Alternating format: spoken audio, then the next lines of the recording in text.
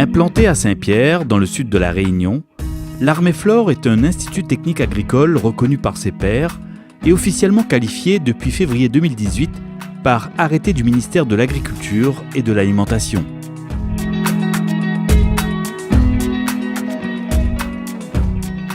L'Arméflore, c'est une association qui regroupe 350 adhérents, des agriculteurs, et qui est dirigée par des agriculteurs dont le principal objectif, c'est de répondre à nos attentes, de régler nos soucis. Comment ? En faisant de l'expérimentation. Donc aujourd'hui, on fait une centaine d'expérimentations sur la Réunion, sur des domaines très variés, que ce soit de la culture sous abri à la protection des cultures, en passant par le pôle agriculture biologique ou plein champ. L'ensemble de nos essais ont lieu essentiellement chez les agriculteurs. Pourquoi ? Parce qu'il faut une bonne appropriation par les agriculteurs et qu'on développe des techniques qui sont vraiment proches de ce qui peut être appliqué sur le terrain. Pour mener à bien ses missions, l'Institut peut compter sur son personnel compétent. Une trentaine d'agents au total, dont des ouvriers agricoles, des techniciens, des ingénieurs et des docteurs. L'Arméflore réalise ainsi une centaine d'essais par an, dont 70% en vraie grandeur chez les agriculteurs. Le reste, un peu plus en rupture, sont menés sur une station de l'Arméflore qui fait 6 hectares et demi, qui permet de faire à la fois des essais en plein champ et sous serre. On n'est pas sur le temps de la recherche, on est sur le temps de l'expérimentation. On a vraiment besoin d'avoir des résultats dans les 3 ans. Et sinon, c'est du travail de recherche fondamentale. Aujourd'hui, on est sur une île.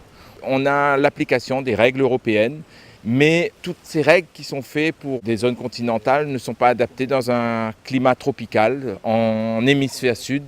Et il est important qu'on travaille que ce soit sur les variétés, que ce soit sur les itinéraires techniques, et d'autant plus avec des plantes comme l'ananas ou des plantes très tropicales qu'on ne trouve pas sur le continent. Il s'agit de développer des itinéraires qui correspondent bien à la réglementation européenne. Afin de proposer des solutions aux professionnels, l'Arméflore dispose de 6 pôles d'expérimentation pour conduire ces divers essais. À côté du pôle maraîchage de plein champ, celui de la production sous abri occupe ainsi une place importante. On est sur un itinéraire technique qui est assez stratégique à La Réunion, puisqu'on a une pression ravageur continue tout au long de l'année. Donc la barrière mécanique constitue la serre et pour nous un mode de production qui permet de se dédouaner de certains insecticides, vecteurs parfois de virus. Donc un gros volume d'expérimentation sur ce pôle sur des techniques de production biologique intégrée et d'évaluation variétale dans nos conditions climatiques. Le fait d'être sur une île sous cette forte contrainte phytosanitaire, on est vraiment dans un cadre où la gestion des bioagresseurs est très compliquée. La protection biologique intégrée constitue alors l'une des réponses. Le développement de ces méthodes de lutte alternatives chez les producteurs permet ainsi de mieux gérer la pression des bioagresseurs sur les cultures maraîchères sous abri. La lutte biologique contre l'aleurode, ce qu'on appelle la mouche blanche, s'organise autour de 2 parasitoïdes et d'une punaise prédatrice. 2 micro-guêpes en fait qui vont pondre dans les larves d'aleurode et la larve ne pourra pas devenir un adulte, donc ne pourra pas se développer. Donc ça c'est le fonctionnement des parasitoïdes. La biofabrique de la Réunion, la coccinelle, en produit 2, donc qui s'appellent Encarsia formosa et Erythmocerus erimicus. Mais pour compléter cette lutte biologique, il y a une action de choc qui s'organise autour d'une punaise prédatrice qui s'appelle Nesidiocoris volucère et qui va prédater, qui va manger les larves d'aleurode. Donc ce qui permet de limiter considérablement les traitements contre l'aleurode. Sur les différents essais qu'on a menés, on a réduit de 80% l'utilisation des aleurodicides, des insecticides contre aleurode. Plus récemment, un auxiliaire d'envergure, le xylocope, un insecte pollinisateur local, a été acclimaté avec succès dans les serres de tomates. Les producteurs nous indiquaient que sporadiquement, ils voyaient des mouches charbon, des xylocopes polliniser leurs fleurs de tomates. Donc nous avons travaillé sur l'élevage de ces xylocopes et mis en place des essais pour valider l'efficacité de la mouche charbon pour polliniser les fleurs de tomates sous serre. On a obtenu des résultats très très intéressants puisque les rendements sont augmentés de l'ordre de 20 à 30%. Donc c'est tout à fait comparable à ce qui est obtenu en Europe continentale avec le bourdon. Et puis on a une réduction des temps de travaux puisque l'opération de vibrage mécanique des fleurs est très coûteuse en temps de travaux. Déjà, la nouaison est beaucoup meilleure que si on le fait manuellement nous-mêmes. Un gain de temps, parce qu'on n'a plus cette activité à faire dans la semaine. Donc pour 1000 m², c'est 4 heures de travail en moins par semaine. Et les effets, on va dire, un petit peu secondaires, c'est que déjà l'exploitation elle est en PBI. Donc on utilise des insectes auxiliaires sous les serres. Et du fait de la présence de ces mouches, on est encore plus vigilant sur les traitements. C'est qu'on traite encore moins qu'avant. Déjà qu'on ne traitait pas beaucoup. Juste pour une petite idée, l'année dernière, sur un cycle de tomates de 9 mois, on a fait un seul insecticide. Autre innovation, le couteau à lame chauffante. Développé et mis au point par l'Armeflore, cet outil permet une meilleure prophylaxie des cultures. Le réservoir plein, on a une autonomie d'1 heure à peu près. Donc ensuite, on l'allume un peu à la manière d'un briquet. Donc voilà, hop, le brûleur est allumé et donc la lame va être chauffée aux alentours de 100 degrés. Au démarrage, il faut attendre à peu près 30 secondes que la lame soit chaude, mais ensuite, la température de lame sera maintenue constante par le brûleur, ce qui évite d'avoir des contaminations par la suite si une maladie existe sur un plant. Donc ensuite, on effectue les opérations de coupe, d'effeuillage. La chaleur cautérise la plaie. Déjà, on a une plaie propre, et puis ensuite, la chaleur évite que la plaie pleure. Donc voilà, c'est un outil qui évite bon nombre de problèmes. Afin de réduire l'utilisation des insecticides et des herbicides dans les cultures, l'Armeflore teste depuis quelques années des méthodes alternatives dans le cadre du projet RESCAM, le réseau d'expérimentation de systèmes de culture agroécologiques maraîchers. L'Armeflore est le porteur du réseau, mais on travaille avec la FDG Don, avec les 2 lycées agricoles, pour en fait mettre en place des nouveaux systèmes de culture économes en pesticides. Dans le cadre du projet Ecophyto, la commande c'était réduire de 50% l'utilisation de produits phytosanitaires. Ici, sur cette parcelle d'essai, le cycle de la tomate s'achève. Cependant, les bandes enherbées fleuries disposées aux abords des cultures ont bien joué leur rôle en favorisant la présence et l'action des insectes auxiliaires contre les ravageurs. Nous, on avait déjà fait pas mal de travail avec des bandes fleuries en général, sur toute une planche de culture. Mais cette année, on s'est amusé à ajouter aussi les soucis officinales pour voir un peu ce que ça donnait. Et c'est vrai que c'était très intéressant. Bon, on a pas mal de choses qui vivent dedans. On a eu des pucerons, on a eu des trips. Mais on a eu l'arrivée des punaises prédatrices de façon naturelle. Et à partir du moment où on en a vu de façon naturelle, on a demandé à la coccinelle de venir en rajouter, en fait, pour essayer de maximiser l'utilisation de lutte biologique. Et globalement, ça s'est bien installé et on est assez content parce que on sait qu'il y a des interactions qui se passent. On n'est pas capable de dire très finement quel type d'interaction il y a, mais on a eu très peu d'attaques de pucerons, très peu d'attaques d'aleurode dans la parcelle adjacente, la parcelle de tomates adjacente. Le but principal dans ce programme-là, c'était de lutter contre la mouche de la tomate, Neoceratitis sianescens, donc qui est une mouche apparentée comme la mouche des cucurbitacées et autres.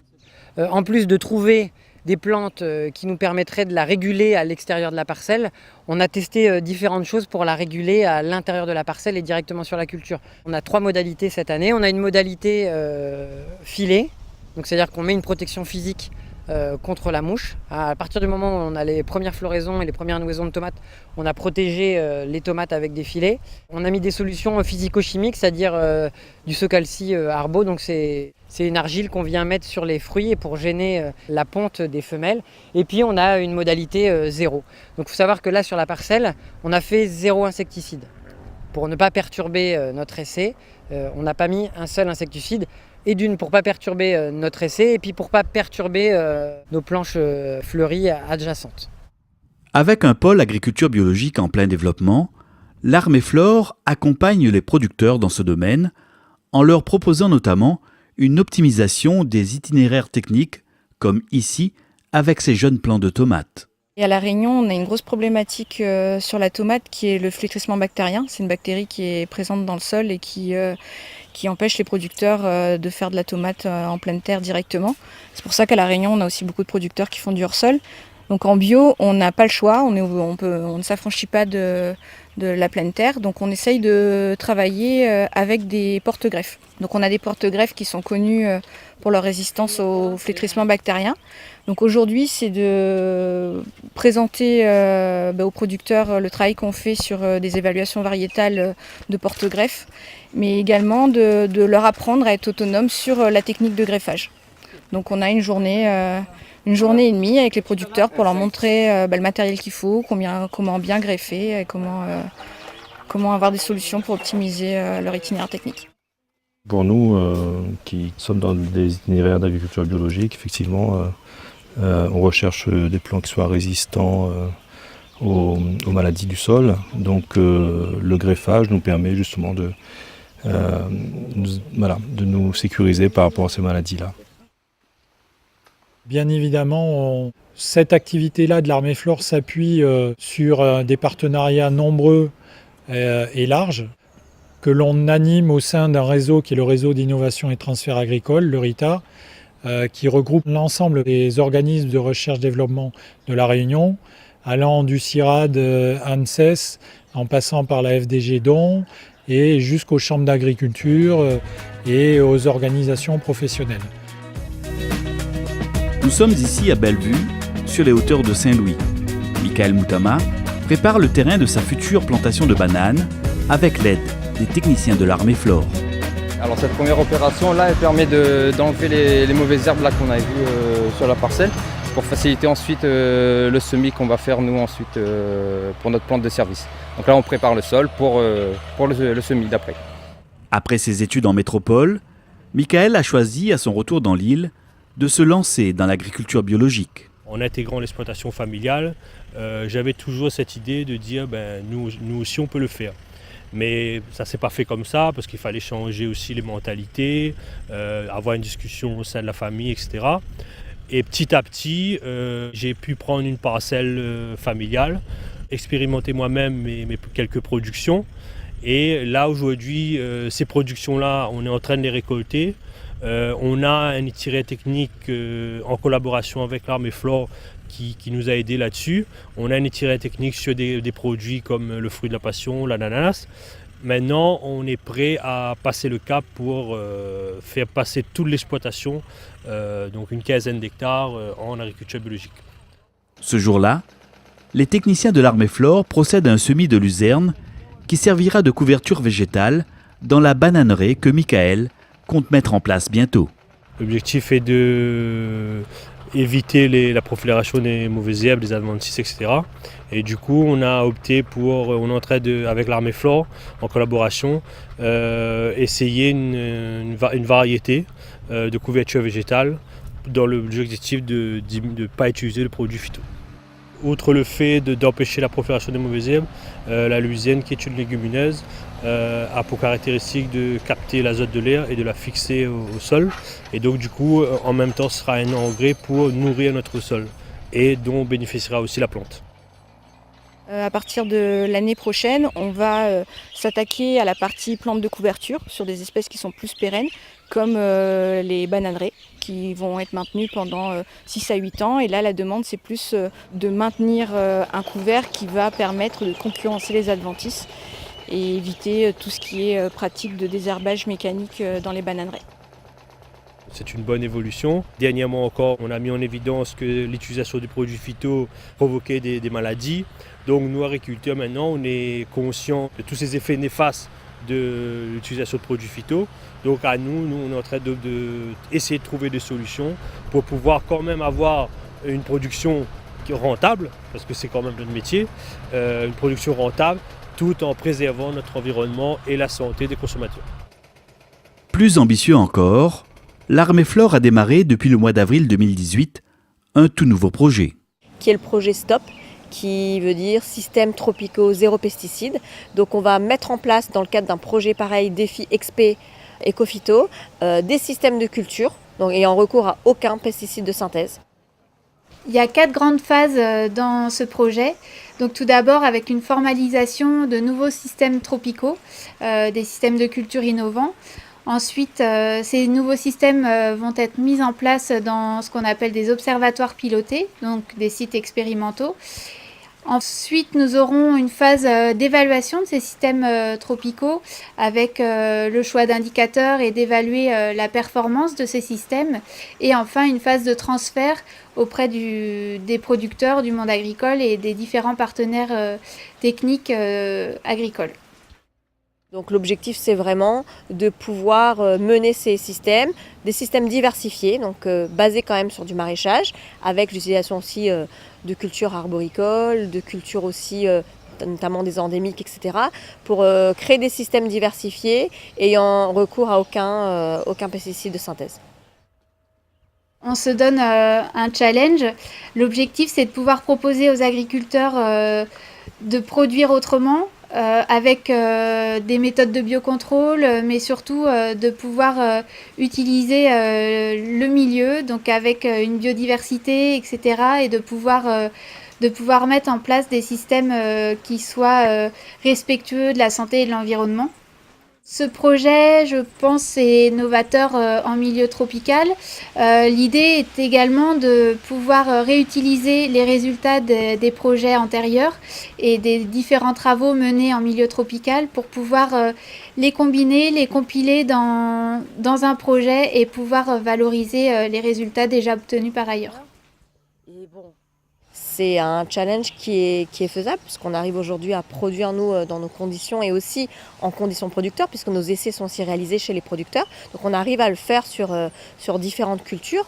Pour la métropole, je pense, pour le GIS, c'est aussi une belle vitrine de ce qui est faisable dans des conditions très difficiles. C'est aussi pour eux de se dire oui, à La Réunion, on est capable de faire de la protection intégrée sur certaines cultures. Donc dans notre cadre de réchauffement climatique, il est possible de produire, de continuer à développer des méthodes qui peuvent marcher aussi dans ces contraintes-là.